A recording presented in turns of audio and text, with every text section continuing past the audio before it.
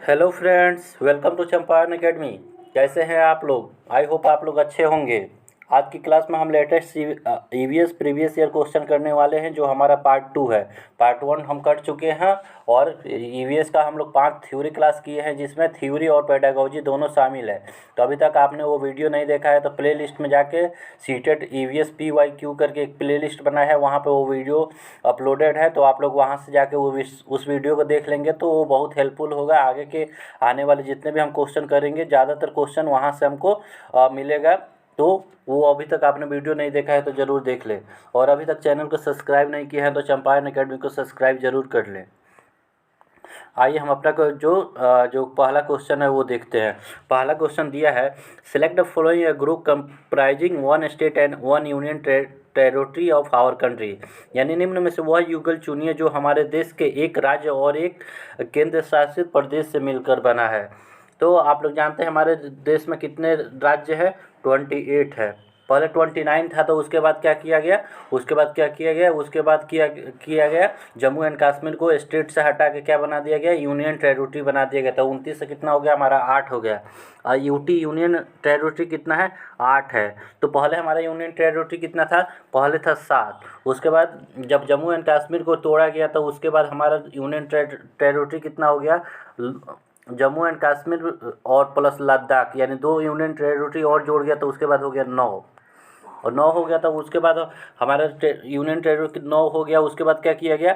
उसके बाद किया गया दमन एवं दीव और दादरा नगर हवेली, ये दोनों को मिला गया। तो दोनों को मिला दिया गया तो अब हमारा कितना बचा? 8। यानी वर्तमान में हमारा कितना स्टेट है? वर्तमान में 28 स्टेट है और 8 यूनियन टेरिटरी यानी केंद्र शासित प्रदेश है। तो वही पूछा है कि इसमें कौन सा ऐसा युगल है जिसमें एक राज्य है और एक केंद्र शासित प्रदेश है।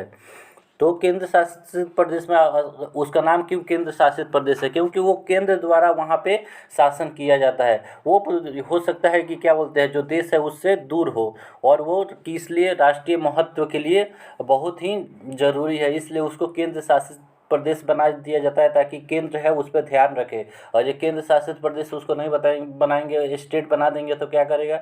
वहाँ पर मुख्यमंत्री रहेगा, तो वो हो सकता है कि धोखाधड़ी करके मतलब राज्य विद्रोह करके और उसको दूसरे देश में मिला लेगा, दूसरे देश को दे देगा।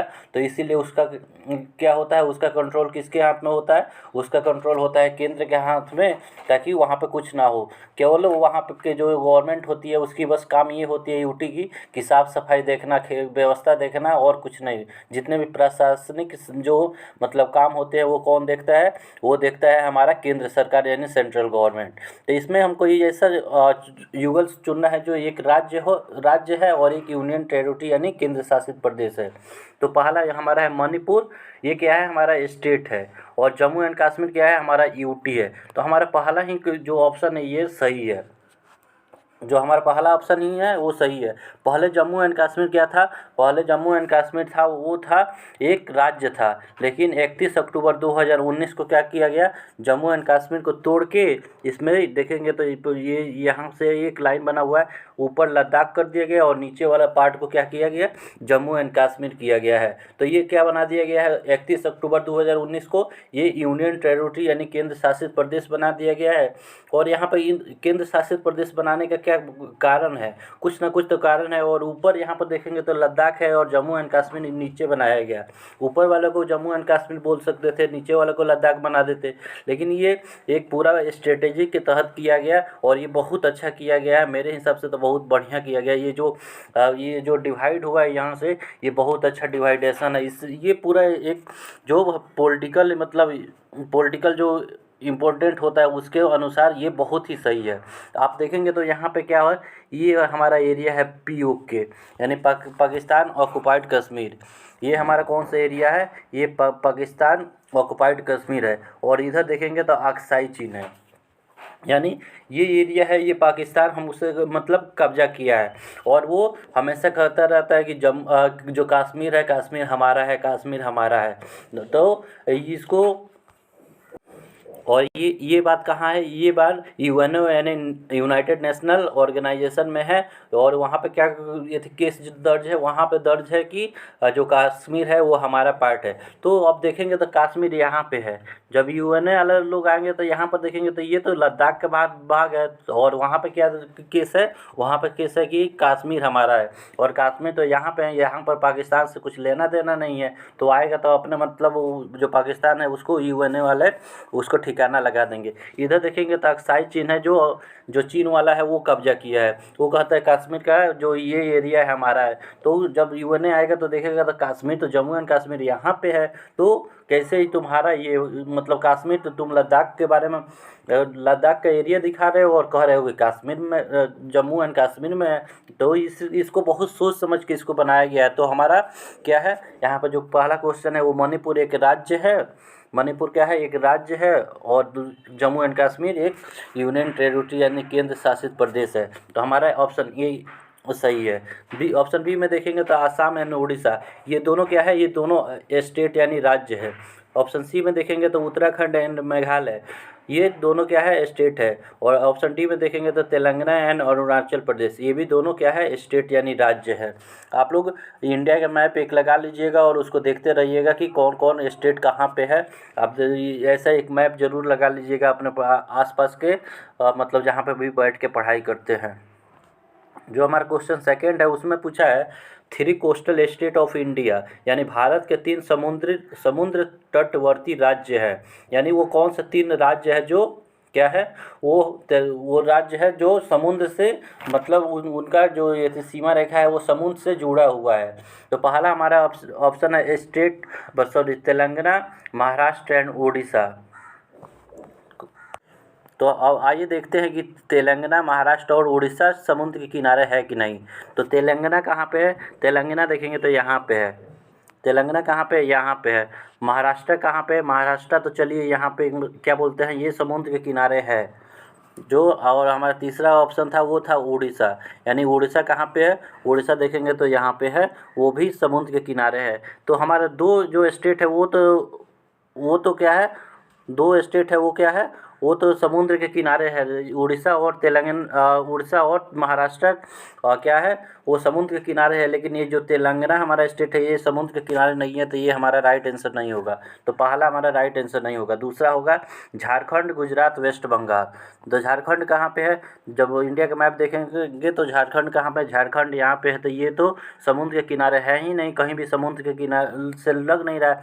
ये जो देखेंगे ये स्टेट जो होता है ये समुद्र के किनारे वाला होता है। ये जो नीचे नीचे जो पानी के बगल में है ये कितने होते हैं, टोटल 9 है। गुजरात, महाराष्ट्र, कर्नाटक, केरल और यहाँ पर गोवा है।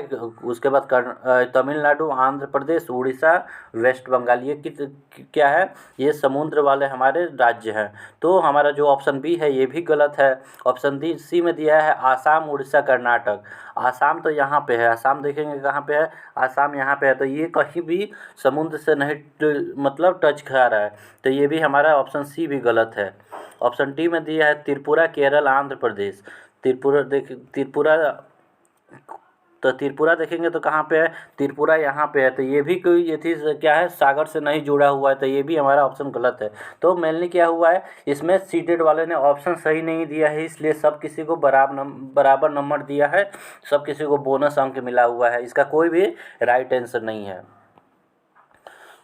तो ऑप्शन अब 3 देखते हैं। ऑप्शन 3 में दिया है 3 neighbouring state of Madhya Pradesh, यानी मध्य प्रदेश के निकटवर्ती राज्य हैं। यानी मध्य प्रदेश किस किस राज्यों से घिरा हुआ है उसके बारे में पूछा है। वो 3 राज्य कौन है जिससे मध्य प्रदेश घिरा हुआ है। तो आइए पहले मैप में देख लेते हैं मध्य प्रदेश है कहाँ।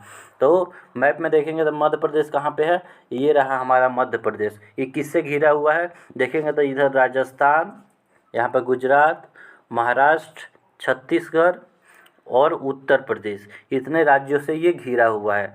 किसको, राजस्थान, गुजरात, महाराष्ट्र, छत्तीसगढ़ और उत्तर प्रदेश, इतने राज्यों से मध्य प्रदेश घिरा हुआ है। तो हमारे पास पहला ऑप्शन क्या है, पहला है गुजरात। तो गुजरात से घिरा हुआ है, हाँ देखेंगे तो यहाँ पे गुजरात से घिरा हुआ है। यहाँ पे देखेंगे तो ये गुजरात है, यहाँ पे गुजरात है। दूसरा का ऑप्शन क्या है, दूसरा हमारा ऑप्शन है महाराष्ट्र।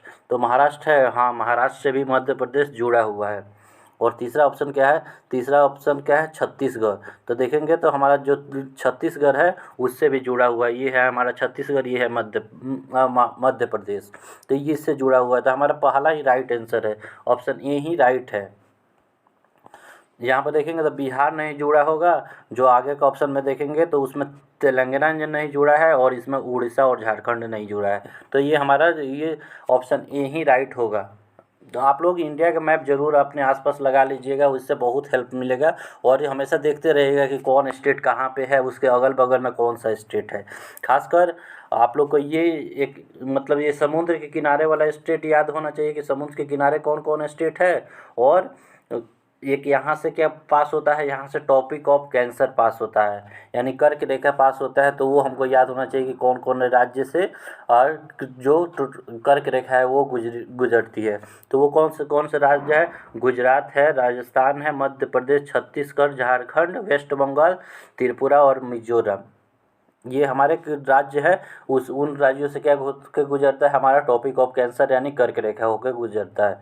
तो ऑप्शन हमारे क्वेश्चन 3 का आंसर क्या था, 3 का हमारा आंसर था ऑप्शन ए।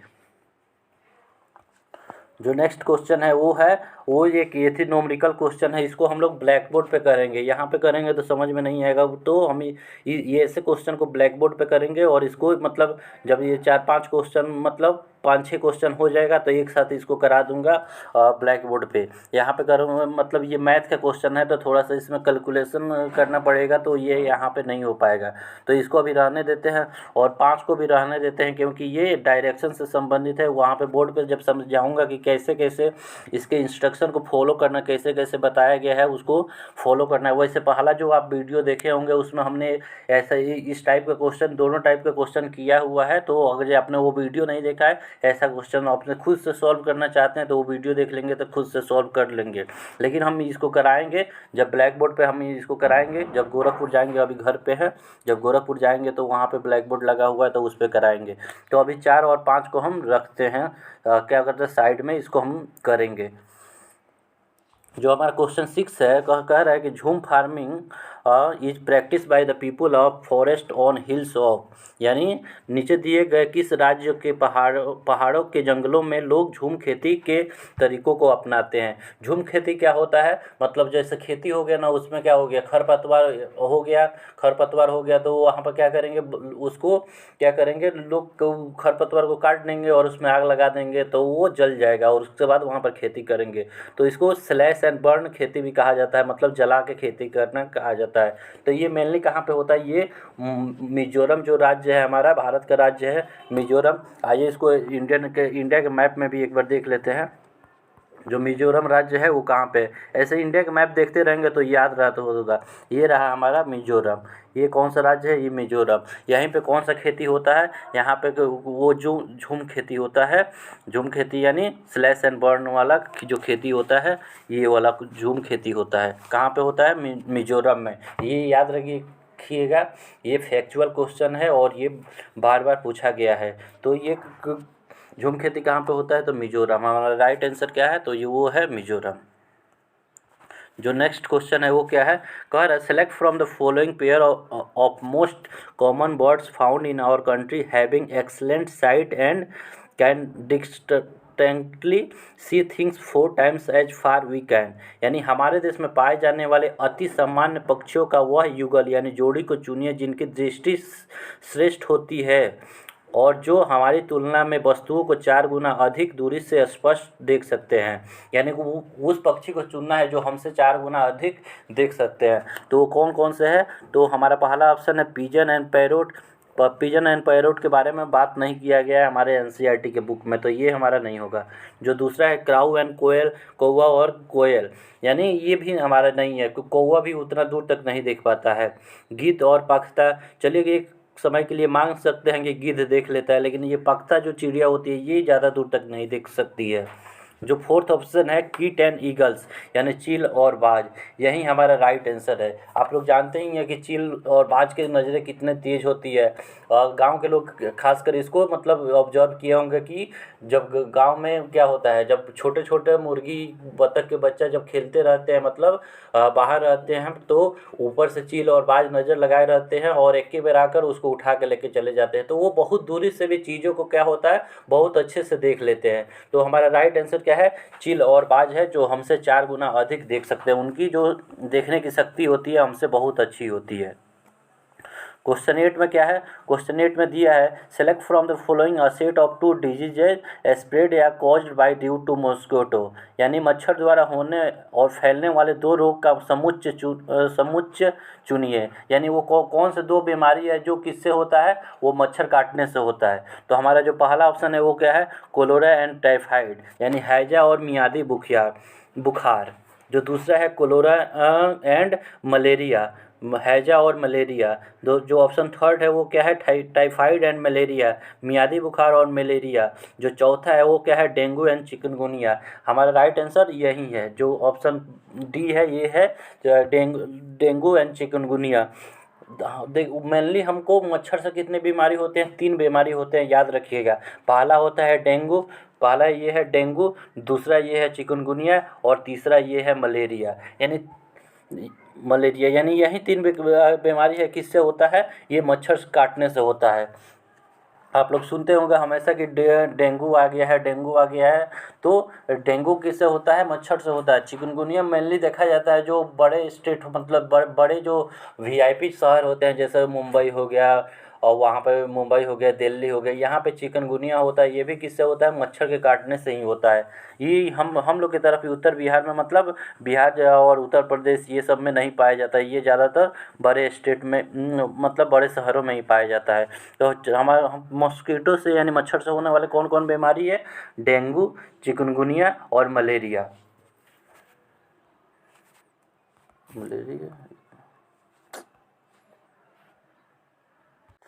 क्वेश्चन 9 देखेंगे तो ये भी एक मैथ वाला क्वेश्चन है, इसको भी हम ब्लैक बोर्ड पे करने वाले हैं, तो इसको भी हम अभी स्किप करते हैं। जो क्वेश्चन 10 है उसमें क्या पूछा है, उसमें एक हिंट्स दिया है, एक पहेली जैसे दिया है, जैसे गांव में हम लोग पहेली बुझाते हैं ना, बुझावल बुझाते हैं, वैसे ही ये दिया है।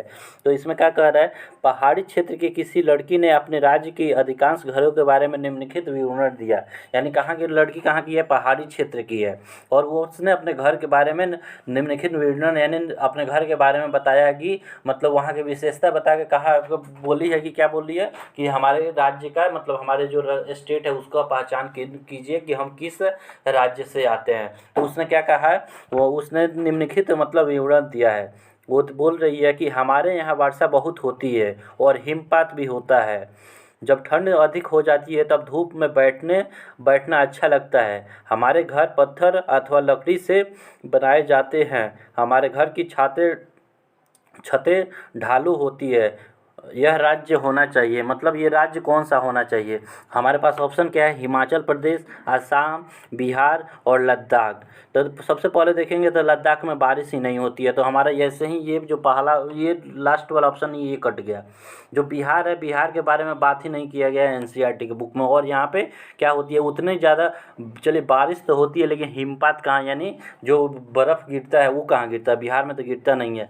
आसाम में भी नहीं गिरता है। आसाम में बारिश तो अधिक होती है लेकिन आसाम में भी क्या होता है, आसाम में भी उतना मतलब क्या होता है, उतना यदि हिमपात नहीं होता है। चलिए बारिश हो गई लेकिन हिमपात नहीं, लेकिन यहाँ पे हिमपात भी, बारिश के साथ साथ क्या हमारे पास क्लू दिया हुआ है, हिमपात। तो हमारा एक ही राज्य बच रहा है, हिमाचल प्रदेश, और यही हमारा राइट आंसर है। जब हम भारत का मैप देखेंगे तो इसमें देखेंगे हिमाचल प्रदेश कहाँ पे है, हिमाचल प्रदेश है यहाँ पे, ये एकदम जम्मू एंड कश्मीर के आसपास है। और आप लोग जानते हैं कि जम्मू एंड कश्मीर में क्या होता है, जम्मू एंड कश्मीर में हमेशा लगभग मतलब ये थी होते हिमपात होते रहता है, मतलब जो बर्फ़ होता है गिरते रहता है, और वहाँ पे बारिश भी अधिक होती है क्योंकि यहाँ पे जंगल अधिक पाया जाता है और यहाँ पे धूप निकलती है, तो लोग क्या होते हैं घर से बाहर निकल के बैठना पसंद करते हैं। लद्दाख में धूप ही नहीं निकलता है, तो ये हमारा राइट आंसर होगा ही नहीं। और इसको क्या रेगिस्तान मतलब बर्फ़ का रेगिस्तान कहा जाता है, सूखा रेगिस्तान कहा जाता है।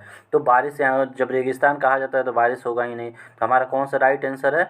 हमारा राइट आंसर है जो हिमाचल प्रदेश ये है, वही हमारा राइट आंसर है। जो क्वेश्चन नंबर 11 है उसमें दिया है डल झील हमारे देश का एक प्रसिद्ध पर्यटन स्थल है। इस झील में हाउस बोट है जिनमें लोग यानी पर्यटक रहना पसंद करते हैं। वे शिकारा में बैठकर चप्पू चलाना चाहते हैं। यह झील जिस शहर में स्थित है वो शहर है, यानी मेनली इसमें क्या पूछा है कि जो डल झील है वो कहाँ पे स्थित है। तो डल झील कहाँ पे स्थित है? श्रीनगर जम्मू एंड कश्मीर में स्थित है। और इसमें क्या करते हैं लोग जो जाते हैं उसमें क्या करते हैं बैठ के और घूमना पसंद करते हैं, बहुत अच्छा लगता है लोगों को। तो डल झील हमारा कहाँ पे है? और श्रीनगर जम्मू एंड कश्मीर। जो क्वेश्चन नंबर 12 है उसमें क्या किया है? क्वेश्चन नंबर 12 में पूछा है कि मच्छर प्रायः हमें परेशान करते हैं, अंधेरे में भी वे हमें ढूंढ सकते हैं। मतलब जो मच्छर होते हैं, देखते हैं रात होते ही शाम होते ही मच्छर के मतलब क्या करते हैं वो परेशान करना शुरू कर देते हैं। हमको तो ये नहीं समझ में आता भगवान एक मच्छर ना बनाए होते तो उनका क्या जाता। मच्छर जैसे शाम होगा दिमाग खराब करना स्टार्ट कर देते हैं। तो हमको कैसे वो पहचान लेते हैं, मेनली इसके बारे में पूछा है कि मच्छर को कैसे पता है कि हम लोग यहाँ पे है। तो इसके बारे में हमारे क्या NCERT जो बुक है उसमें दिया है कि मच्छर हमको कैसे पहचानते हैं। तो देखते हैं कि इसमें हमारे पास क्या क्या ऑप्शन है। पहला जो ऑप्शन है उसका है हमारे सांसों के कंपनों द्वारा, ऐसा कुछ नहीं कहा गया है, ये हमारा क्या है, ये गलत है। हीट ऑफ एक्सेल्ड हेयर यानी एक्सल्ड हेयर यानी सांस द्वारा छोड़ी गई वायु से गर्मी से, नहीं ये भी हमारा गलत है। स्मेल ऑफ इनहेल्ड एयर यानी सांस द्वारा छोड़ी गई वायु की गंध द्वारा, ये भी हमारा गलत है। ये मेनली क्या है, ये होता है smell of sole of our feet and heat of our body यानी पैर के तलुओं की गंध और हमारे शरीर की गर्मी से। जो मच्छर होते हैं जो हमारे पैर का जो नीचे वाला हिस्सा होता है उसमें जो कोई कुछ गंध निकलता है उसको सूंघ लेते हैं, और हमारे जो शरीर में जानते ही हमारे जो शरीर का जो टेम्परेचर है हमेशा लगभग 98.4 या 6 मतलब हमेशा रहता ही है। तो हमारे जो शरीर का जो हीट है जो उससे क्या करते हैं उससे वो हमको पहचान लेते हैं और हमको ढूंढ लेते हैं। मतलब ये हमारा राइट आंसर क्या है? ये हमारा राइट आंसर डी है। पैर के तलुओं की गंध और हमारे शरीर की गर्मी से मच्छर हमें पहचान लेते हैं, हमें खोज लेते हैं, हमें ढूंढ लेते हैं। अब यहाँ पे फिर एक जो क्वेश्चन नंबर 13 देखेंगे तो इसमें एक बुझावना बुझाया गया है, वहीं पहेली है। तो देखते हैं इस पहेली में क्या दिया गया है। नीचे दी गई पहेली को हल कीजिए, यानी पहेली दिया है आपको उसका क्या करना है, हल करना है। कह रहा है कूटी जाती पीसी जाती भोजन तीखा खूब बनाती। मतलब कूटी जाती हूँ पीसी भी जाती हूँ और भोजन को क्या कर रही है, खूब तीखा बना देते एकदम, खाइए तो एकदम पूरा नाचने का मन करे वैसा तीखी बनाती हो। खाने से ज़्यादा होने पर मुंह से निकली सीसी, यानी खाने में ज़्यादा हो जाए तो क्या होगा, उसके मुंह से सीसी निकलता है। जब तीत लगता है तो क्या ऐसा ही नहीं निकलता है। आँख और नाक से निकले पानी, याद दिला दो नानी, सोचो सोचो कौन हूँ मैं, जल्दी बताओ कौन हूँ मैं। इसका हल है, मतलब ये किसके बारे में कहा गया है। यहाँ पर हमारे पास देखेंगे तो हल्दी से हमको तीत लगता है, नहीं लगता है। लौंग से भी हमको तीत नहीं लगता है, तो ये दोनों ऑप्शन ही गलत हो गया।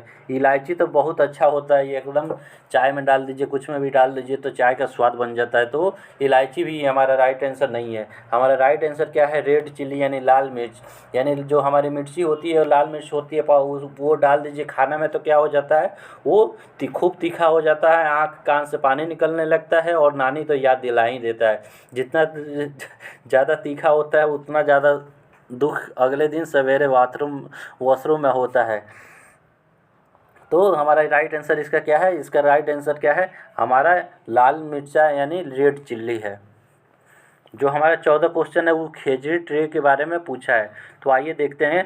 कह रहा है के राजस्थानी इलाके में मुख्यतः पाए जाने वाले खेजड़ी वृक्ष विषयों में निम्न दिए गए कथनों पर विचार कीजिए। यानी जो खेजड़ी ट्री के बारे में दिया गया है और ये कहाँ पाया जाता है, राजस्थान में पाया जाता है, उसके बारे में कुछ कथन दिया है और उस पर विचार करना है।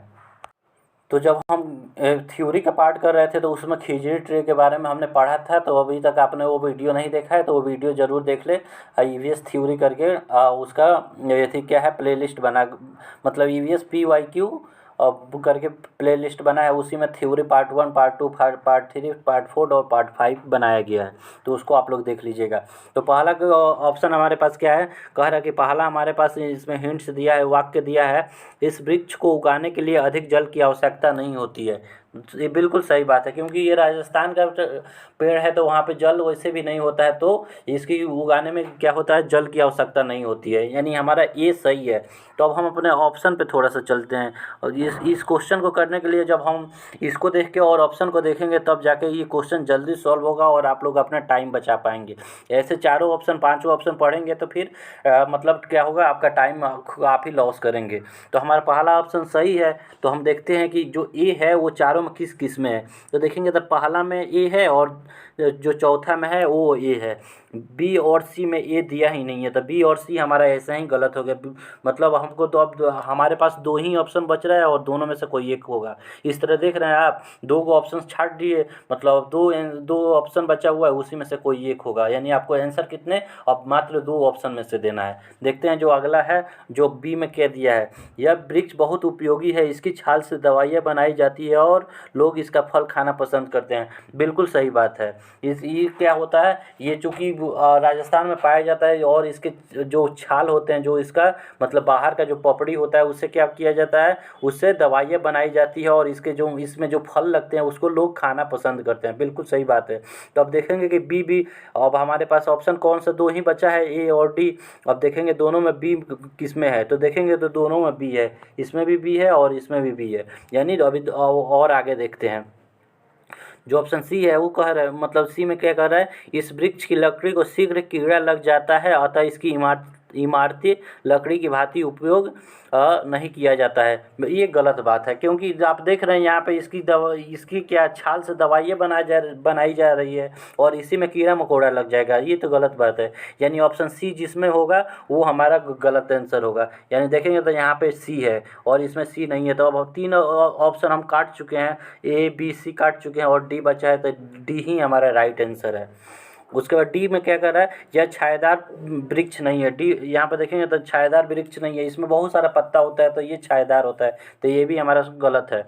इस क्षेत्र में इस क्षेत्र के जानवर इस वृक्ष की पत्तियां को खाना पसंद करते हैं। बिल्कुल सही बात है। वहाँ पे एक जो राजस्थान होता है वहाँ पे क्या देखेंगे तो वहाँ पे केवल कटीली झाड़ियाँ होती है और यहीं एक पेड़ है जिसमें पत्तियाँ होती है, तो वहाँ के जो भी जानवर है ये खाना पसंद करते हैं। तो ये ऐसे भी देखेंगे तो ये पाँचों पढ़ेंगे तब भी हमको आंसर मिल जाएगा, और 2-3 पढ़ लेंगे हम, 2-3 पढ़ के भी इसका आंसर लगा लेंगे। जब एग्जाम में आप लोग जाइएगा ये आप लोग को पता, मतलब आप लोग थ्योरी क्लास देखेंगे तो ओबियसली आप लोग को पता रहेगा कि हाँ कौन कौन सा सही है। तो ऐसे चुन के लगाएंगे तो जल्दी से लगा पाएंगे और टाइम हम बचा पाएंगे। तो हम क्या है, हमारा इसका राइट आंसर क्या था, राइट आंसर हमारा था डी था। जो क्वेश्चन नंबर 15 है उसमें क्या दिया है, select from the following state where people like to eat fish sea fish cooked in coconut oil. यानी निम्न में से वह राज्य चुनिए जहाँ के लोग नारियल तेल में पकी यानी तली हुई समुद्री मछली खाना पसंद करते हैं। तो वो कौन सा राज्य है, पहला हमारे पास ऑप्शन है गोवा, दूसरा है तेलंगाना, तीसरा है छत्तीसगढ़ और चौथा है झारखंड। तो वो कौन सा राज्य है आप लोग बताइए। तो ये राज्य है हमारा, कौन सा राज्य है, ये है गोवा। गोवा के लोग होते हैं वो क्या करते हैं, वो जो नारियल तेल होते हैं तो होता है उसी में तेल को फ्राई करते हैं। जो जम्मू एंड कश्मीर के लोग होते हैं वो किस में करते हैं, वो करते हैं सरसों तेल में।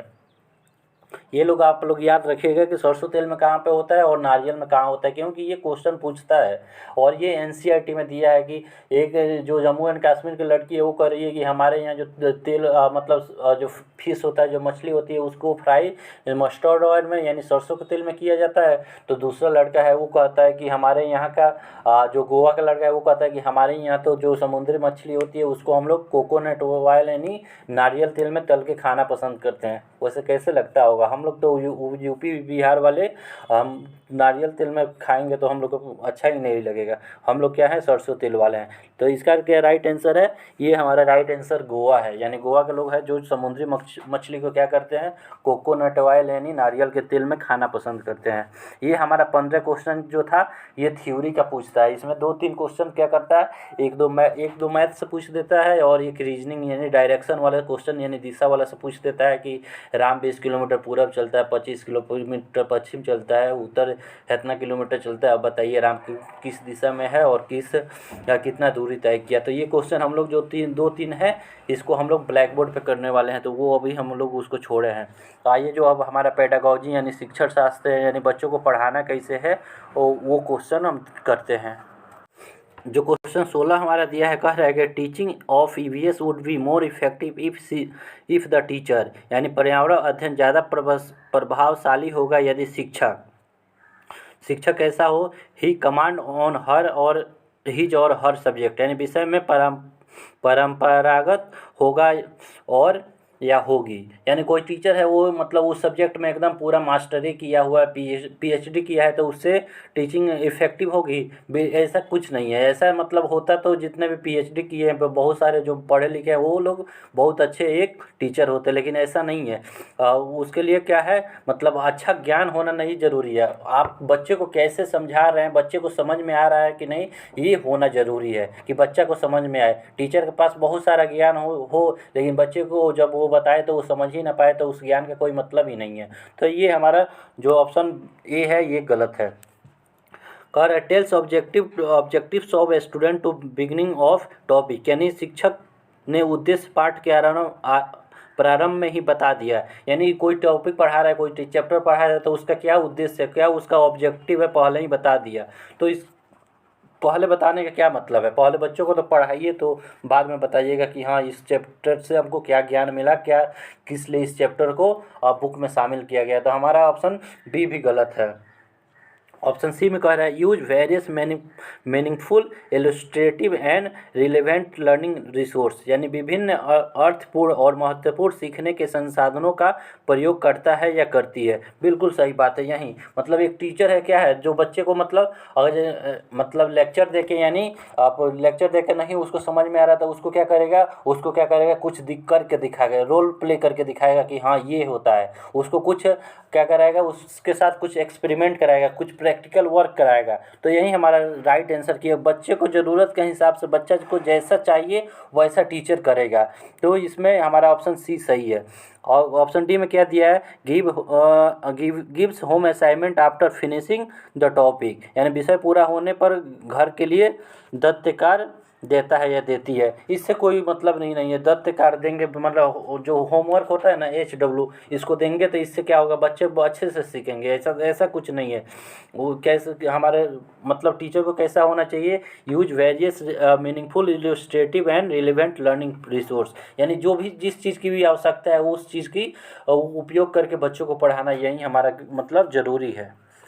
क्वेश्चन नंबर 17 देखेंगे तो उसमें दिया है why is it essential to integrate environmental study यानी पर्यावरण अध्ययन को एकीकृत करने की आवश्यकता क्यों है।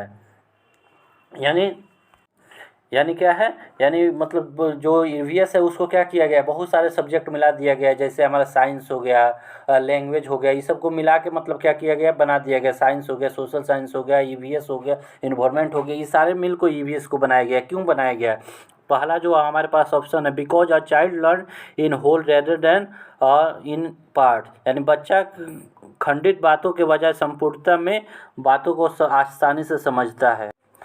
और यही सही बात है क्योंकि बच्चा क्या है, जो छोटे बच्चे होते हैं वो सारी चीज़ों को ये ईवीएस किस क्लास में पढ़ाया जाता है, 3rd 4th और 5th क्लास में पढ़ाया जाता है। 3 क्लास में ईवीएस पढ़ाया जाता है। तो उस समय क्या होता है, बच्चे जो होते हैं सारी चीज़ों को मिला के देखते हैं। उन लोगों को ये नहीं पता है कि इस चीज़ का टुकड़ा भी हो सकता है। मतलब जैसे अभी मतलब उसमें पढ़ा रहे हैं सूरज के बारे में, ईवीएस में पढ़ा रहे हैं तो उसको नहीं पता है कि ये क्या है, ये ज्योग्राफी का पार्ट है। खाना के बारे में पढ़ा रहे हैं तो उसको ये नहीं पता है कि वो क्या है, वो है हमारा बायोलॉजी का पार्ट है। बच्चा उस समय तक पार्ट में करना नहीं जानता है, खंड में करना नहीं जानता है, वो सारी चीज़ों को एक में मिला के देखता है। तो इसीलिए क्या है, ईवीएस को इंटीग्रेटेड यानी एकीकृत करके बनाया गया है। तो हमारा राइट आंसर यही है। जो आगे देखेंगे तो इसमें राइट आंसर मिलेगा नहीं, वैसे देख लेते हैं। Because child can connect his और हर एक्सपीरियंसेस विथ एवेस्टेट, यानी बच्चा क्योंकि बच्चा अमूर्त बातों से अपने अनुभव जोड़ पाता है। अमूर्त अनुभव क्या होते हैं? जिसको हम छू नहीं सकते हैं, जिसको देख नहीं सकते, बस केवल कल्पना कर सकते हैं। तो अभी छोटा बच्चा है, वो कैसे कल्पना कर लेगा इतना बड़ी चीज़? तो हमारा ऑप्शन बी गलत है। जो ऑप्शन सी है उसमें क्या दिया है, because child can memorise easily from whole. Memorise वैसे भी नेगेटिव वर्ड है, तो हमारा ये ऑप्शन वैसे ही गलत हो गया। और जो ऑप्शन 4 है, कह रहे because child can easily develop understanding from parts, यानी बच्चा द्वारा खंडित बातों को आसानी से समझ कर सार्थक समझ और विकसित कर पाता है। खंड नहीं, ये भी गलत आंसर है। इजली उसको क्यों समझाना है भाई? और मतलब उसको क्या करना है, वो है मतलब कह रहा है इसमें क्या है कि वो खंडित पाठ से आसानी से समझ पाता है। वो उसको जब ज़्यादा खंड खंड छोटे बच्चे को कर देंगे तो क्या होगा, वो कंफ्यूज हो जाएगा कि हाँ ये है क्या। ये मतलब इसीलिए क्या किया गया है, उसको सारी चीज़ों को एक में मिला के दिया गया है कि बच्चा अभी पहले इसको समझ जाए, उसके बाद इसका खंडन हम बाद में जब ये उसका कॉग्निटिव डेवलपमेंट जो संज्ञानात्मक विकास है वो हो जाएगा तो उसको बता देंगे कि ये चैप्टर है, ये क्या है, ये दूसरे सब्जेक्ट का पार्ट है, इसको तुमको पढ़ाया गया है। तो ये क्यों पढ़ाया गया है?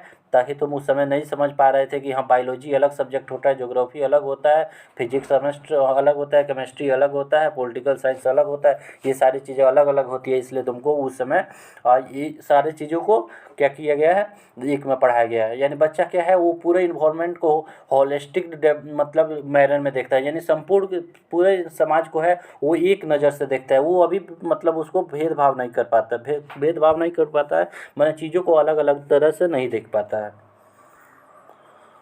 जो हमारा क्वेश्चन 18 है, कह रहा है which of the following technique in use in rating scale, यानी निम्न रेटिंग स्केल यानी निम्नलिखित तकनीकों में से रेटिंग स्केल के लिए कौन सी तकनीक का उपयोग होता है? जो पहला है हमारा क्या है, जो असाइनमेंट यानी दत्तकार, दूसरा है चेकलिस्ट यानी जांच सूची, तीसरा है ऑब्जर्वेशन यानी अवलोकन, और चौथा है रिटन क्वेश्चन यानी लिखित प्रश्न। तो इसका हमारा राइट आंसर क्या होगा? ये होगा हमारा ऑब्जर्वेशन होगा। ऑब्जर्वेशन के अवलोकन होगा। और चेकलिस्ट रेटिंग स्केल क्या होता है, उसमें रेट किया जाता है 1 2 3 4। तो बच्चे जब मतलब बच्चा को देखेगा, बच्चा काम कर रहा है, उसको अवलोकन मतलब देखेगा कि हाँ ये कैसे काम कर रहा है, उसके अनुसार ही उसको क्या किया जाएगा, रेट किया जाएगा, उसका जो है रेटिंग स्केल बनेगा। तो हमारा 18 का क्या आंसर है? ऑब्जर्वेशन यानी अवलोकन। जो क्वेश्चन 19 है उसमें दिया है which of the following is not a tool for formative assessment of learning in EVS, यानी निम्नलिखित में से कौन सा पर्यावरण अध्ययन का में सीखने का रचनात्मक आकलन का साधन नहीं है? कौन नहीं है? यहाँ पर देखेंगे तो ये नहीं है पूछा है, विच ऑफ द नॉट पूछा है, यानी हमसे क्या पूछा है, ये नहीं है। मतलब ये कोई ऐसा ऑप्शन है जो फॉर्मेटिव असेसमेंट का वो पार्ट नहीं है, बाकी है। तो पहला हमारा एनुअल अचीवमेंट टेस्ट यानी वार्षिक उपलब्धि परीक्षण, यही हमारा नहीं होता। जो वार्षिक फॉर्मेटिव में क्या होता है, फॉर्मेटिव में जो होता है जो रोज प्रतिदिन किया जाता है वो सारी चीज़ें केस में आता है, उसमें फॉर्मेटिव में आता है। और जो एनुअल होता है उसमें वो किस में आता है, समेटिव में आता है। तो ये हमारा जो है ये 3 तो फॉर्मेटिव में आता है। एनेक्डोटल रिकॉर्ड हो गया, पोर्टफोलियो हो गया, रेटिंग स्केल हो गया, ये तो तीनों हमारे फॉर्मेटिव असेसमेंट में आते हैं। लेकिन ये जो हमारा जो ऑप्शन ये है एनुअल अचीवमेंट टेस्ट यानी वार्षिक उपलब्धि परीक्षण, ये किस में आता है, ये समेटिव में आता है। तो यही हमारा क्या है, राइट आंसर है। कौन नहीं आता है, यही नहीं आता है। और हमसे क्या पूछा है, नहीं पूछा है, तो नहीं का आंसर नहीं वाला होगा। तो ऑप्शन ए इसका राइट आंसर होगा। समेटिव असेसमेंट क्या होता है, जब आप लोग क्लास में मतलब 5 क्लास में पढ़ रहे हैं तो 5 क्लास का जो फाइनल एग्ज़ाम होगा, जो मतलब कहा जाता है ना कि ये फाइनल एग्ज़ाम है, तो वो फाइनल एग्ज़ाम होता है वो समेटिव असेसमेंट होता है। और फॉर्मेटिव असेसमेंट क्या होता है, आप लोग को खेल कराया जाता है, आप लोग से क्लास में आप लोग का क्लास में टेस्ट लिया जाता है, ग्रुप डिस्कशन किया जाता है। 4 महीना पे जो एग्ज़ाम होता है, 8 महीना पे जो एग्ज़ाम होता है, ये सारे किस में आते हैं, ये आते हैं हमारे फॉर्मेटिव असेसमेंट में आते हैं। तो हमारा 19 का आंसर क्या है, 19 का आंसर ए है। जो क्वेश्चन 20 देखेंगे तो उसमें कह रहा है reading map in environment study develops an important skill in students. That skill is, यानी पर्यावरण अध्ययन में मानचित्र पढ़ना एक आवश्यक कौशल विकसित करना है। वह कौशल कौन सा है? यानी जब हम मैप के बारे में पढ़ते हैं तो उससे क्या होता है, हमारा एक स्किल, एक कौशल डेवलप होता है। वो कौन सा होता है? तो पहला है क्या है, measuring globe and using position of line, यानी ग्लोब का मापन और रेखा की स्थिति का उपयोग करने का कौशल। जो ऑप्शन बी है वो क्या है, ऑप्शन बी में दिया है ड्राइंग एंड पेंटिंग स्किल, यानी उत्कृष्ट ड्राइंग और पेंटिंग कौशल। ये तो बिल्कुल नहीं होगा। मतलब यदि ग्लो मैप पढ़ रहे हैं तो उससे ड्राइंग से क्या मतलब है? उसके लिए आर्ट से एक जो कला है वो बना हुआ है, उसमें जाके आप अच्छा ड्राइंग कीजिएगा, अच्छा पेंटिंग कीजिएगा। ईवीएस में उसका कोई काम नहीं है और मैप पढ़ने में भी उसका कोई काम नहीं है। दूसरा का क्या, ऑप्शन सी में क्या है, good communication skill to develop meaningful skill, यानी अर्थपूर्ण कौशल निर्माण के लिए उत्कृष्ट संचार कौशल। यानी आप मैप देख रहे हैं तो उसमें कौन सा कम्युनिकेशन हो रहा है, उसमें कौन से बात संप्रेषण हो रहा है, मतलब संप्रेषण यानी एक दूसरे से बात हो रहा है। इसमें कम्युनिकेशन हमारा स्किल कैसे डेवलप होगा? ये भी हमारा रॉन्ग आंसर है। जो ऑप्शन डी है उसमें क्या कर रहा है, understanding place distance and direction in relation to each other, यानी स्थान, दूरी और दिशाओं की सापेक्ष स्थिति को समझने का कौशल। बिल्कुल सही बात है, ऑप्शन डी ही हमारा सही है। क्योंकि आप लोग जब मैप के बारे में पढ़े होंगे तो मैप का 3 ही कंपोनेंट होता है, 3 घटक होता है। पहला क्या होता है, डिस्टेंस होता है, दूसरा क्या होता है, डायरेक्शन होता है, और तीसरा क्या होता है, प्लेस होता है। यानी 3 चीज़ ही हमारा होता है जो मैप से हम देखते हैं कि कौन सा जगह कहाँ पे स्थित है, कौन से दिशा में स्थित है, और उसके मतलब कितना दूर है। तो ये हमारा राइट आंसर हो गया। ये भी थोड़ा बहुत मतलब नियर है, लेकिन उससे बेस्ट ये है जो ऑप्शन ए है, ये थोड़ा सा नियर है, मतलब इसका ये भी आंसर हो सकता था, लेकिन उससे ऑप्शन ए से अच्छा ऑप्शन डी में हमारे पास जो चीज़ें दी है वो बहुत यूजफुल है। तो ये हमारा ऑप्शन डी आंसर होगा। क्वेश्चन 21 में है, an EVS teacher conducts an experiment related to what float and what sinks in water, which process skill will be develop in the student. यानी एक शिक्षक क्या डूबा और क्या तैरा पानी में से संबंधित एक प्रयोग का संचालन करता है, विद्यार्थियों में निम्नलिखित में से कौन सी प्रक्रिया कौशल का विकास होगा। तो मतलब एक टीचर है, वो ईवीएस का टीचर है, वो क्या कर रहा है, एक बाल्टी में बाल्टी रख दिया, उसमें पानी भर दिया है, और उसके बाद से पत्थर डाल रहा है तो वो डूब जा रहा है, और कागज़ डाला तो वो तैर गया, फिर ईंटा डाला वो डूब गया, पत्थर डाला वो तैर गया। तो उससे मतलब ये सब करने से कौन सा बच्चे में जो स्किल है वो डेवलप हो रहा है, मतलब कौन सी चीज़ें वो सीख रहे हैं। तो वो क्या कर रहे हैं, वो देख रहे हैं, यानी ऑब्जर्वेशन कर रहे हैं। तो वो ऑब्जर्व कर रहे हैं कि आकलन कर रहे हैं कि जो चीज़ें मन भारी है वो डूब जा रही है, जो चीज़ हल्का है वो मतलब यहाँ पे क्या हो रहा है, यहाँ पे जो चीज़ें हल्की है वो तैर रही है, यानी अवलोकन उसका कर रहे हैं। तो हमारा क्या है, हमारा option right answer option A है, यानी उसको देख के क्या कर रहा है, अवलोकन कर रहा है। हमारा क्वेश्चन 22 है जो उसमें दिया है, an EVS teaching should encourage process skill which are the core of inquiry based hands on learning, which of the following not is a not a skill. यानी पर्यावरण अध्ययन के शिक्षण में प्रक्रिया कौशल को प्रोत्साहित करना चाहिए जो कि पूछताछ आधारित प्रयोगात्मक अधिगम का मूल्य है। निम्नलिखित में से कौन सा एक प्रक्रिया कौशल नहीं है, यानी इसमें से कौन सा एक जो है क्या है, प्रक्रिया कौशल नहीं है। यानी 3 है वो प्रक्रिया कौशल है, लेकिन जो चौथा है इसमें एक जो दिया है वो नहीं होता है। क्या होता है, एक नहीं होता है कि वो प्रोसेस स्किल नहीं होता है, प्रक्रिया कौशल नहीं होता है। तो हमारा ऑब्जर्वेशन अभी देखें कि हाँ ऑब्जर्वेशन होता है, जो निष्कर्ष निकालना है ये भी होता है, इन्फेरिंग ये भी होता है कि कोई चीज़ हम देख रहे हैं तो निष्कर्ष निकाल के आ रहा है कि ये चीज़ डूब जा रही है, ये चीज़ तैर रही है, तो निष्कर्ष निकाल रहा है। निष्कर्ष क्या है, निकाल रहा है। जो ऑप्शन सी है वो है डिटरमाइनिंग, यानी निर्धारण करना, यही हमारा गलत है। यानी हम एक निर्धारण कर ले, एकदम निर्धारित कर ले कि हाँ ये चीज़ डूब ही जाएगी। क्यों डूब जाएगी भाई, अगर मतलब पहले से ही निर्धारण कर लेंगे कि हाँ ये चीज़ डूब जाएगी तो ये तो मतलब नहीं होगा ना। जो चौथा है वो प्रिडिक्टिंग, यानी पूर्वानुमान करना, ये भी होता है। जो क्या है कि मतलब एक अनुमान लगा सकते हैं कि हाँ ये चीज़ तैरेगी, ये चीज़ डूब जाएगी, मतलब उसको देख के एक अनुमान लगाएंगे, बस सोचेंगे कि हाँ ये चीज़ क्या हो डूब सकता है, ये चीज़ क्या होगा ये तैर सकता है। लेकिन हम एकदम कोई ये नहीं कर देंगे, निर्धारित नहीं कर देंगे कि ये चीज़ डूब ही जाएगा। क्यों उसके कोई भी चीज़ क्या होता है तैरता है या डूबता है, उसके जो डेंसिटी होता है, जो घनत्व होता है, उस पर निर्भर करता है। ऐसे नहीं है कि सारी चीज़ें डूब ही जाएगी, सारी चीज़ें तैर ही जाएंगी। जो चीज़ का घनत्व ज़्यादा होता है वो तैरता है, जिसका घनत्व कम होता है वो डूब जाता है। तो हम निर्धारित नहीं कर सकते हैं, अनुमान लगा सकते हैं। तो हमारे पास देखेंगे तो एक यही है, ये क्या है हमारा प्रोसेस स्किल, यानी ये नहीं होता है, प्रक्रिया कौशल नहीं होता है। ये 3 होता है, ऑब्जर्वेशन होता है, निष्कर्ष निकालना होता है, और प्रिडिक्टिंग पूर्वानुमान होता है। तो इसका हमारा 22 का राइट आंसर क्या है, ऑप्शन सी है। क्वेश्चन 23 में क्या दिया है, an educational activity of EVS should, यानी ईवीएस का एक शिक्षाप्रद क्रियाकलाप होना चाहिए। मतलब जो ईवीएस का जो मतलब एक एजुकेशनल होता है ना एक्टिविटी, जैसे जिसमें क्या होता है मतलब शिक्षा बच्चों को मिले, ऐसा एक्टिविटी जिसमें बच्चों को कुछ ना कुछ वहाँ से ज्ञान मिले। तो पहला क्या है, be real life based and enjoyable for student, यानी वास्तविक जीवन पर आधारित और बच्चों के लिए आनंदमय। बिल्कुल सही बात है। ईवीएस का एक्टिविटी अगर जो करा रहे हैं तो वो हमारे लिए एजुकेशनल एक्टिविटी कैसे होगा, बच्चे के लिए क्या होगा, वास्तविक जीवन से होगा। वो रोज़ जो चीज़ कर रहा है उससे जुड़ा रहेगा, तो बच्चा क्या करेगा, अपने आप को कनेक्टेड फील करेगा और इंजॉयबेबल होगा, यानी और उसमें क्या होगा, वो आनंददायक होगा। तो उसमें बच्चा मतलब उसको मज़ा आएगा तो वो चीज़ करना चाहेगा। तो हमारा राइट आंसर यही है। और इसे ऑप्शन आगे के भी ऑप्शन देख लेते हैं। कह रहा है कि बी एनी टाइम ड्यूरेशन, यानी किसी भी समय अवधि का।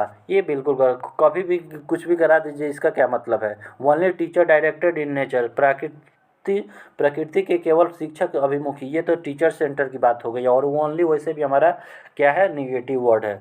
Focus on prescribed content of text book only, यहाँ पे भी देखेंगे तो ओनली क्या है, हमारा निगेटिव वर्ड है। तो ये तीनों हमारा गलती है। जो पहला है वो क्या है, वही राइट है। बच्चे को क्या करना है, उसके दैनिक जीवन से वास्तविक जीवन से जोड़ना है, और वो जो एक्टिविटी होगा वो क्या होगा, मज़ा वाला होगा, इंजॉय करेगा बच्चा। जो ऑप्शन अब सॉरी जो क्वेश्चन 24 है उसमें क्या दिया है, arrange the following steps involve in practicing activity based learning on proper sequence, यानी क्रियाकलाप आधारित अधिगम के अभ्यास में सम्मिलित निम्नलिखित चरणों को सही क्रम में व्यवस्थित कीजिए। यानी आप कोई भी एक्टिविटी कराने जा रहे हैं, कोई भी मतलब क्रियाकलाप कराने जाते हैं, तो उसके लिए क्या है, एक प्रॉपर सीक्वेंस होता है कि हाँ आपको पहले ये करना है, उसके बाद ये करना है, उसके बाद ये करना है, और सबसे लास्ट में ये करना है। तो वो क्रम क्या होना चाहिए, उसको हमको क्या करना है, उसको हमको पहचानना है। तो देखते हैं कि क्या क्या हमारे पास दिया है। क्रियाकलाप पहला मतलब जो पहला है वो क्या है, क्रियाकलाप का संचालन। फिर कह रहा है रिवाइजिंग यानी दोहरीकरण। तीसरा कह रहा है प्लानिंग यानी योजना बनाना। चौथा कह रहा है कि रिफ्लेक्टिव ऑन द प्रोसेस यानी पराक्रम पर विचार करना। तो सबसे पहले क्या करेंगे, हम कोई भी चीज़ करने के लिए क्या करते हैं, सबसे पहले हम करते हैं प्लानिंग। तो हमारा प्लानिंग ए पहला होगा, यानी ऑप्शन जो सी होता है, मतलब जो ऑप्शन में पहले सी होगा वही हमारा राइट आंसर होगा। तो देखेंगे ऑप्शन ए में सी नहीं है और दूसरा में ऑप्शन सी नहीं है, तो ये हमारा ए और डी हम काट दिए। अब हमारे पास ऑप्शन बी और सी बचा है। तो पहले हम क्या करते हैं, पहले हम प्लानिंग बनाते हैं।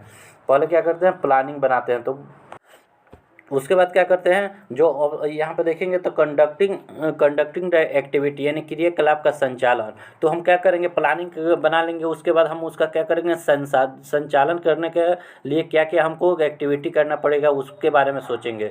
तो उसके बाद हम ये दूसरा हमारा ऑप्शन ये हो जाएगा कि क्रियाकलाप जो होगा उसका संचालन कैसे होगा। तो अब ये पहले तो सी आएगा, उसके बाद ये आएगा। तो देख रहे हैं यहाँ पे जो एक इसको थोड़ा और ऊपर कर देते हैं।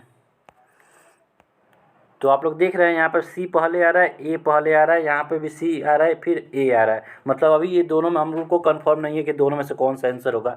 ये दोनों तो हम काट ही चुके हैं, ये दोनों हमारा गलत है। उसके बाद हम क्या कर रहे हैं, जब क्रियाकलाप का संचालन कर रहे हैं तब उसके reflecting on the processes process यानी प्रक्रम पर विचार करना, यानी जो हम कर रहे हैं उस पर विचार करेंगे कि हम सही कर रहे हैं कि नहीं कर रहे हैं।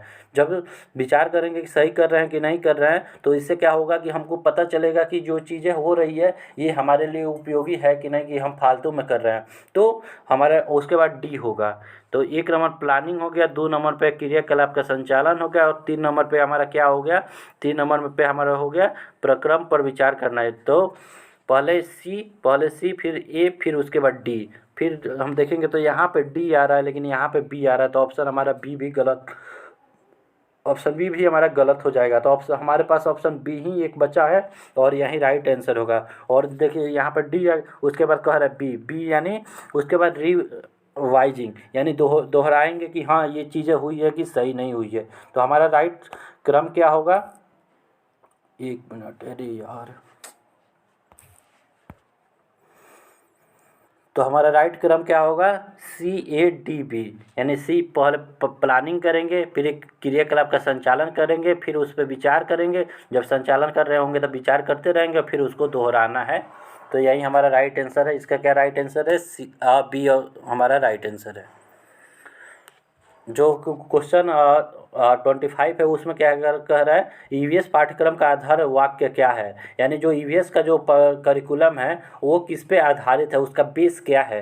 तो उसका बेस क्या है, पहला हमारा दिया है कंस्ट्रक्टिविस्ट थ्योरी यानी रचनावाद सिद्धांत, बी क्या है कॉग्निटिव थ्योरी यानी संज्ञानात्मक सिद्धांत, सी में क्या दिया है सोशल कंस्ट्रक्टिविस्ट थ्योरी यानी सामाजिक रचनावाद सिद्धांत, और चौथा में बिहेवियरिस्ट लर्निंग थ्योरी यानी व्यवहारवाद अधिगम सिद्धांत। तो इसका राइट आंसर बी है, सी है। इसका राइट आंसर क्या है, इसका राइट आंसर है सी है।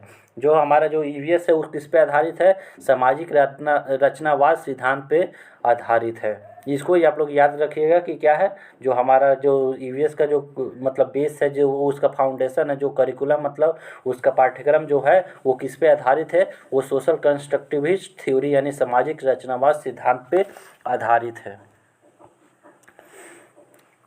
जो हमारा 26 है उसमें कह रहा है project method in teaching learning of EVS is useful because, यानी ईवीएस के शिक्षा अधिगम में परियोजना प्रक्रम लाभकारी है क्योंकि। तो जो हमारे पास ऑप्शन है वो क्या है, it enables a teacher to be a guide and facilitator, यानी यह शिक्षक को एक मार्गदर्शक और सुगमकर्ता बनाता है। चलिए थोड़ा देर के लिए इसको मान लेते हैं। दूसरा क्या कह रहा है, it required a variety of resource, इससे विविध संसाधनों की आवश्यकता होती है। जो ऑप्शन सी है वो क्या है, children are overwhelmed with the doing and the action part of project, यानी बच्चे परियोजना के करने वाले भाग और प्रक्रिया के भाग से आधारभूत हो जाते हैं। और जो ऑप्शन डी है कह रहा है कि it provides an opportunity for work experience and divergent thinking, यह कार्य अनुभव एवं अभिसारी चिंतन के अवसर प्रदान करता है। ये सारे ऑप्शन देखेंगे तो ये भी थोड़ा सा सही है, बी भी थोड़ा सही है, सी भी सही है, लेकिन सबसे जो बेस्ट है हमको वो चुनना है। तो सबसे बेस्ट क्या है, सबसे बेस्ट डी है। इसमें कह रहा है इट प्रोवाइड्स एन अपॉर्चुनिटी, यानी ये बच्चों को क्या कर रहा है, उनको क्या कर रहा है, उनको एक अवसर प्रदान कर रहा है, किस लिए, for work experience and divergent thinking, यानी उनके अनुभव के लिए और डाइवर्जेंट थिंकिंग के लिए और भी सारे चिंतन के लिए। डाइवर्जेंट थिंकिंग क्या होता है, बच्चा जो होता है विभिन्न क्या कर रहा है, बहुत सारे एरिया में वो सोच सकता है कि उसके पास एक ही जो मतलब जो क्वेश्चन है, एक ही उसके पास जो प्रॉब्लम है उसके लिए उसके पास बहुत सारे सॉल्यूशन हल है, तो वो अभी सारी चिंतन होती है। तो ये हमारा राइट आंसर क्या है कि जो प्रोजेक्ट मेथड होता है, जो परियोजना प्रक्रम होता है, वो किस लिए होता है, क्योंकि यहाँ से बच्चों को क्या होता है, अवसर मिलता है और ये बहुत दिशाओं में सोच पाता है। ये नहीं है कि एक पॉइंट पे आकर वो अटक जाए, वो यहाँ पे अगर जो है तो वो उस इधर भी सोच रहा है, इधर भी सोच रहा है, इधर भी देख रहा है, मतलब चारों ओर देख रहा है कि कहाँ से हमको बेस्ट चीज़ मिल सकती है। डाइवर्जेंट थिंकिंग यही होता है, जो हमारा डाइवर्जेंट थिंकिंग ये है, ये क्या होता है, ये विभिन्न मतलब क्या होता है, विभिन्न दिशाओं में सोचना ही डाइवर्जेंट थिंकिंग है।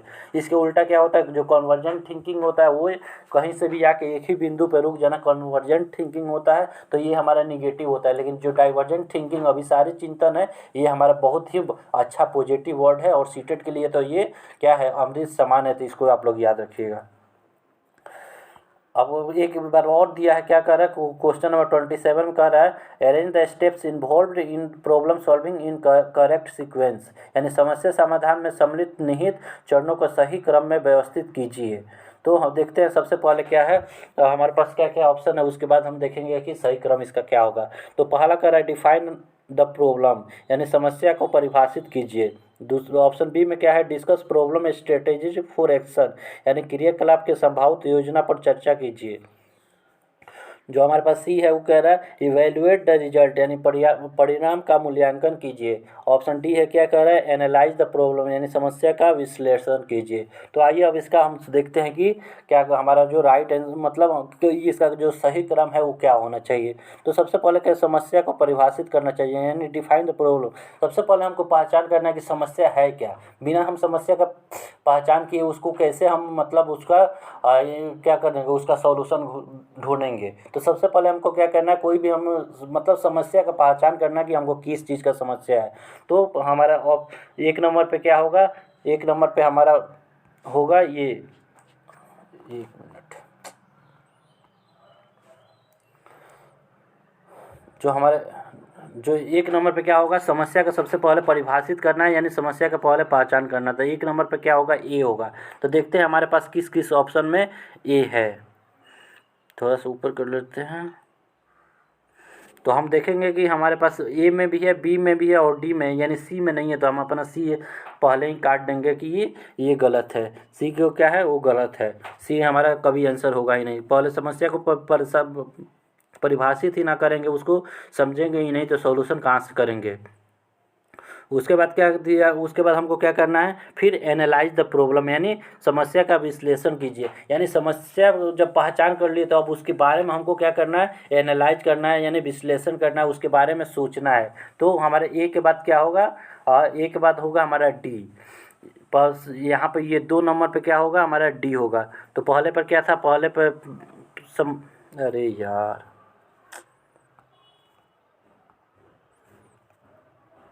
एक नंबर पे क्या है, हमको समस्या को परिभाषित करना है, और 2 नंबर पे क्या है, हमको समस्या को विश्लेषण करना है। तो सबसे पहले ए आएगा, उसके बाद क्या आएगा, डी आएगा।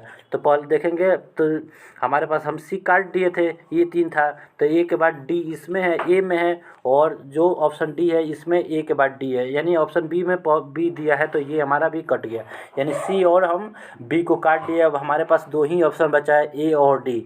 ए और डी में से ही कोई सही आंसर होगा। उसके बाद हम जब क्या किए, समस्या को विश्लेषण कर लिए, तो उसके बाद क्या करेंगे, अब क्या करेंगे, उसके लिए क्रियाकलापों के लिए संभावित योजना पर चर्चा करेंगे। यानी जो हमारा जो अरे यार, तो क्या हो रहा है, जो हमारा जो ये थी, जो भी समस्या समाधान है, उसको कैसे, उसको मतलब उसके लिए क्या एक्शन किया जाए, उसके लिए मतलब क्या किया जाए, उस पर मतलब सोचेंगे। तो एक नंबर ये था हमारा।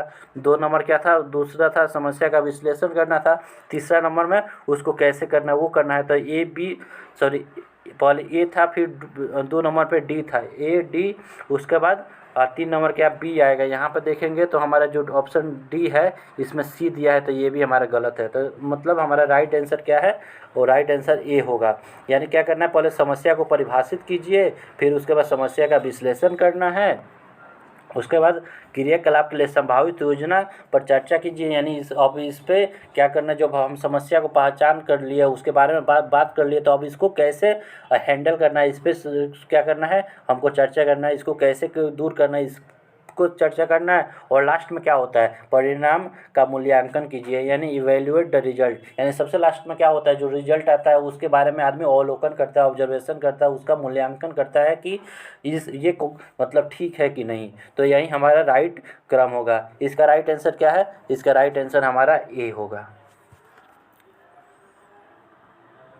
जो क्वेश्चन 28 है उसमें कह रहा है which of the following are the example of community research of learning in EVS, choose the correct group of resources. यानी ईवीएस में निम्नलिखित में से कौन सा अधिगम के लिए सामुदायिक संसाधन का उदाहरण कौन से है।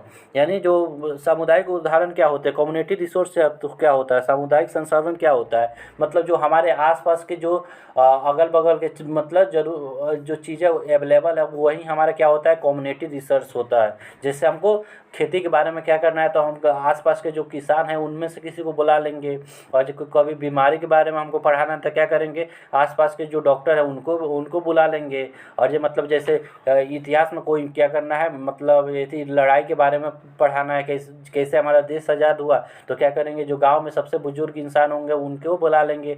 तो ये हमारा क्या होता है, कम्युनिटी रिसोर्स होता है। तो हमारे पास ऑप्शन क्या है, पहला ऑप्शन है कि यूनिवर्सिटी रिवर रेडियो कंप्यूटर, यानी इन लोगों को बुलाया जा सकता है यूनिवर्सिटी। ये सारे क्या है, नॉन लिविंग थिंग है, नॉन लिविंग यानी निर्जीव है। तो ये तो हमारा होगा ही नहीं, निर्जीव कैसे को बुलाएंगे, इन लोगों को कैसे बुलाएंगे। जो दूसरा है क्या है कारपेंटर, शॉपकीपर, टीचर, पेरेंट, यानी बढ़ई, दुकानदार, शिक्षक, माता पिता। बिल्कुल सही है, ये सारे लिविंग है, ये सारे जीवित है, इन लोगों को बुलाया जा सकता है। मतलब कभी ज़रूरत पड़े तो क्या करना है, दुकानदार को, जैसे मार्केट बाज़ार पढ़ाना है तो दुकानदार को बुला लेंगे। और तो क्या कभी मतलब जो बताए ना, हिस्ट्री अगर जो पढ़ाना है तो पेरेंट होते हैं, जो घर के बड़े बुजुर्ग होते हैं, उन लोगों को बुला लेंगे। उसके बाद ऑप्शन सी में देखेंगे तो university, waste material, parent office, इसमें भी नॉन लिविंग थिंग है। कॉम्युनिटिव रिसोर्स कभी भी नॉन लिविंग थिंग यानी निर्जीव नहीं होता है, वो हमेशा सजीव होता है। जो जो ऑप्शन डी है उसमें क्या दिया है, mobile phone, newspaper, jingle, radio, इसमें भी देखेंगे तो सब कुछ क्या है, नॉन लिविंग थिंग ही है, तो ये भी हमारा रॉन्ग है। तो हमारा ऑप्शन बी ही सही है। जो भी चीज़ें हमारे समुदाय में पाई जाती है जिसको हम मतलब फिजिकली यानी भौतिक रूप से बुला सकते हैं, वही होता है हमारा क्या होता है, कम्युनिटी रिसोर्स होता है। आई होप आप लोग कम्युनिटी रिसोर्स के बारे में समझ गए होंगे और कभी भी इसको गलती नहीं करेंगे। जो क्वेश्चन 29 है, कह रहा है which of the following statement is true regarding assessment, यानी अधिविन्यास अथवा सत्रीय कार्य के विषय में निम्नलिखित में से कौन सा कथन सही है। यानी हमको क्या करना है, असेसमेंट बोलते हैं, असाइनमेंट के बारे में पूछा है। असाइनमेंट क्या होता है, जो मतलब कि सत्रीय कार्य दिया जाता है। जैसे आप लोग असाइनमेंट बनाते होंगे ना, खासकर बीएड वाले लोग असाइनमेंट प्रोजेक्ट बहुत लिखते हैं, फाइल लिखते लिखते तो हालत ख़राब हो जाता है बीएड में। तो बीएड जो लोग भी बीएड किए हैं, जो लोग भी बीटीसी डीएलएड किए हैं, उन लोगों को पता है कि ये असाइनमेंट प्रोजेक्ट कितना होता है, दिमाग ख़राब कर देता है लिखते लिखते। इतना ज़्यादा हाथ में दर्द करने लगता है कि पानी गर्म करके नमक डाल के उसमें सेकना पड़ता है। बीएड में तो हम लोग को तो सेकना पड़ा था, इतना ज़्यादा लिखना पड़ा था। तो पहला मतलब क्वेश्चन कहने का क्या है, which of the following statement is true regarding assignment, यानी असाइनमेंट के बारे में कौन सा जो स्टेटमेंट है, जो कौन सा कथन है वो सही दिया गया है।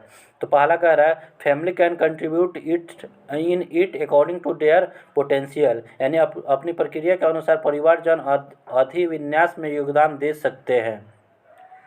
भाई क्यों, जब असाइनमेंट बच्चे को मिला है तो परिवार वाले क्यों देंगे, ये बिल्कुल गलत बात है। जो दूसरा ऑप्शन है वो क्या है, assignment is only way of evaluation, only क्या है हमारा निगेटिव वर्ड है, ये भी गलत है। जो ऑप्शन सी है वो क्या है, assignment shall be given as homework on daily basis, यानी अभिविन्यास को प्रतिदिन गृह कार्य के रूप में दिया जाना चाहिए। असाइनमेंट रोज़ रोज़ कहाँ मिलता है, कौन बोल दिया असाइनमेंट रोज़ रोज़ मिलता है, फिर तो आदमी पगलाइए जाएगा और कुछ करिए ना पाएगा। तो हमारे पास क्या बच रहा है, ऑप्शन डी ही बच रहा है और ऑप्शन डी ही सही होगा। आइए देखते हैं कैसे होगा।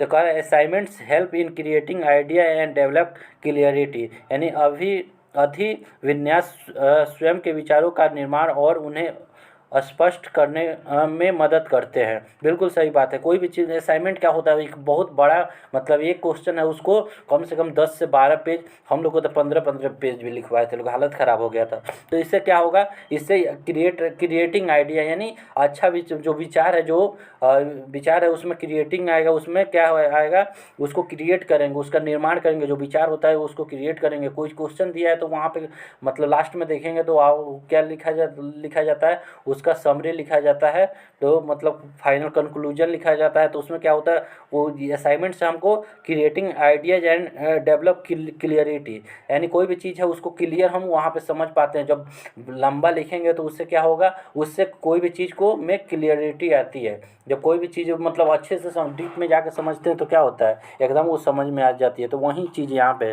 असाइनमेंट से क्या होता है कि आइडिया डेवलप होता है, और आइडिया मतलब क्रिएट होता है, और जो क्लियरिटी होती है, जो भी मतलब जो भी आदमी को यदि कन्फ्यूजन रहता है उसमें क्लियरिटी आती है।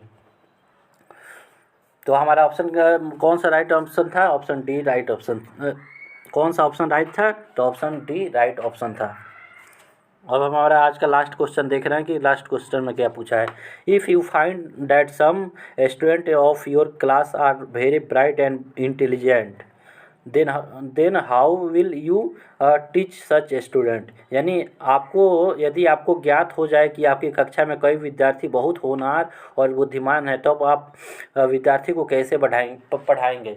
यानी आपको पता चल जा रहा है कि हमारे जो क्लास है इसमें जो बच्चे हैं बहुत तेज़ तरह का है, एकदम ना करते हैं होशियार वाला, एकदम होशियार है सब, तो आप उन बच्चों को कैसे पढ़ाएंगे इसके बारे में पूछा है। मतलब आप लोग टीचर बनने जा रहे हैं तो आप लोग को क्या होगा, वहाँ पे बहुत सारे बच्चे होंगे जो बहुत तेज़ मिलेंगे, बहुत सारे बच्चे होंगे जो मीडियम वाले बच्चे होंगे, और बहुत सारे बच्चे होंगे जो लुल हो गए, एकदम लुल होंगे। तो आप लोगों को उन लोगों को कैसे पढ़ाना है इसके बारे में पूछा है। तो यहाँ पे आपको लुल के बारे में नहीं पूछा है, मीडियम के बारे में नहीं पूछा है, आपको किसके बारे में पूछा है, जो एकदम तेज तर्रार चतुर चालाक होते हैं, उन बच्चों को कैसे पढ़ाना है, उन लोगों के लिए आप चीज़ें पूछा है कि आप उन लोगों को कैसे पढ़ाएंगे। तो सबसे पहला कह रहा है कि ऑप्शन ए में क्या है, no special strategy will be used, यानी कोई विशिष्ट परियोजना प्रयुक्ति नहीं की जाएगी। काहे नहीं की जाएगी भाई, ये तो सब में होना चाहिए कि स्पेशल स्ट्रेटेजी यूज करेंगे तो क्या होगा, मतलब जो तेज़ बच्चे हैं उनके लिए अलग स्ट्रेटेजी होगा, अलग प्लान होगा, जो मीडियम वाले हैं उनको अलग होगा, जो नीचे वाले हैं उन लोगों के लिए अलग होगा। तो सब में ये यूज किया जाता है, तो ये हमारा ऑप्शन गलत है। बी में दिया है they will be made to side with higher class student, यानी उन्हें उच्च कक्षा के विद्यार्थियों के साथ बैठाया जाएगा। अब मतलब क्लास में कोई तेज रहेगा तो 5वीं क्लास में कोई तेज है तो उसको 8वीं क्लास में बैठा देंगे, ये तो बेवकूफ़ी वाला बात हो गया ना। तो ये भी हमारा राइट आंसर नहीं होगा, ये भी रॉन्ग है। कह रहे हैं दे विल बी टॉट सेपरेटली, यानी उन्हें अलग पढ़ाया जाएगा। ये कभी करना है, सेपरेटली तो करना ही नहीं है, बच्चों को पढ़ाने के लिए अलग अलग करना ही नहीं है। तेज हो, बुद्धू हो, एकदम मतलब लुल बुद्धि हो, सब किसी को साथ ही पढ़ाना है। तो ये भी हमारा रॉन्ग है, रॉन्ग आंसर हो गया। जो हमारा ऑप्शन डी है वो क्या, डी में क्या दिया है, they will be taught using enrich curriculum, यानी उन्हें समृद्ध पाठ्यक्रम का उपयोग कर पढ़ाया जाएगा। बिल्कुल सही बात है, ये इनरिच अपने आप में एक पॉजिटिव वर्ड है, और इससे क्या होगा, बच्चे को क्या है, बच्चा अगर जो तेज तर्रार है तो थोड़ा सा तो और उसको क्या करेंगे, थोड़ा और उसमें ऐसा ऐसा चीज़ देंगे कि वो आज सोचेगा कि हाँ इसको कैसे सॉल्व किया जाए। मतलब जो बच्चे होते हैं जो तेज होते हैं वो तो छोटी छोटी जो चीज़ें होती है उसको आसानी से कर लेते हैं, तो उनके लिए क्या करेंगे, इनरिच करिकुलम यानी समृद्ध पाठ्यचर्या है, जो पाठ्यक्रम है उसको बनाया जाएगा, ताकि बच्चे को चैलेंज मिले, उससे उसका क्या हो, वो क्रिएटिविटी बने, उसके अंदर रचनात्मकता है, वो क्रिटिकल थिंकिंग यानी समालोचना चिंतन उसके में समालोचनात्मक चिंतन का विकास हो सके, और वो क्या करे, डाइवर्जेंट थिंकिंग करे, यानी अभिसारी चिंतन करे, एक प्रॉब्लम के लिए बहुत सारी चीज़ें सोचे। तो उसके लिए क्या करना है, हमारा जो करिकुलम होगा, जो पाठ्यक्रम होगा वो समृद्ध होना चाहिए। यही हमारा राइट आंसर है। हमारा 30 का राइट आंसर क्या है कि कोई बच्चा है और क्लास में बहुत तेज है, बहुत इंटेलिजेंट है, तो उसको क्या करना है, इनरिच करिकुलम देना है, समृद्ध पाठ्यचर्या या पाठ्यक्रम देना है। तो आज के 30 क्वेश्चन यही थे। तो थैंक्स फॉर वॉचिंग, मिलते हैं अगले क्लास में, तब तक के लिए धन्यवाद। जय हिंद। कोई भी आप लोग को डाउट होगा तो आप लोग कमेंट सेक्शन में पूछ लीजिएगा। तो मिलते हैं अगले वीडियो में, तब तक के लिए धन्यवाद। जय हिंद, take care, bye bye, bye bye.